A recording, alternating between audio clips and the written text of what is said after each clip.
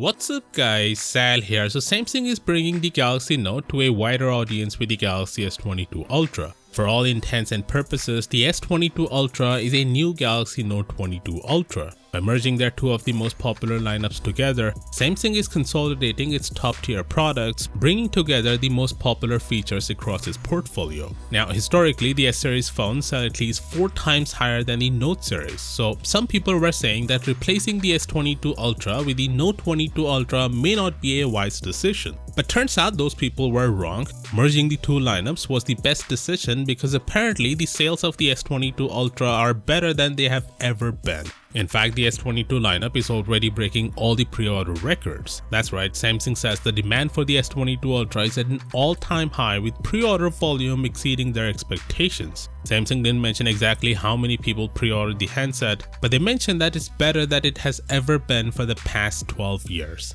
In South Korea, the pre-order sales of the S22 lineup on the first day are 3 to 4 times more than last year's S21 models. In fact, it mentions that this reported sales is the highest since the S-series was launched in 2010. Now, this is great news for Samsung and they must be on the cloud 9 right now, but this may not be great news for some of you.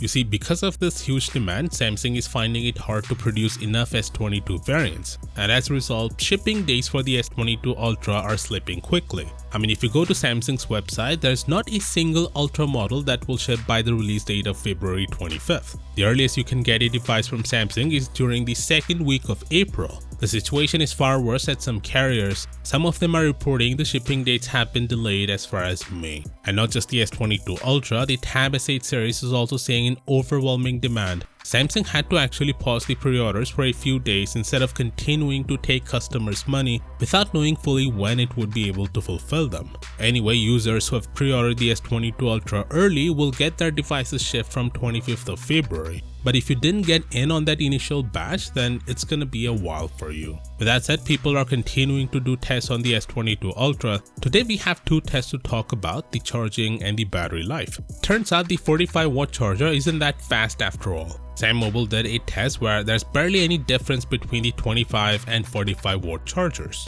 Also, Mr. Who's the Boss did the battery life test where the S22 Ultra gave 8 hours and 8 minutes of screen on time, which is impressive and should easily last a whole day with heavy use. It's the Exynos variant, and interestingly, the S21 Ultra had a slightly better battery life, lasting just 7 more minutes. Do keep in mind that Samsung said they'll issue a firmware update that will not only improve the battery life but also the performance of the chipset.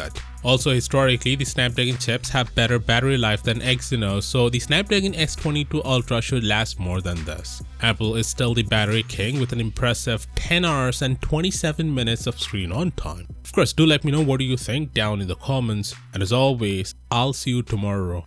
Peace out.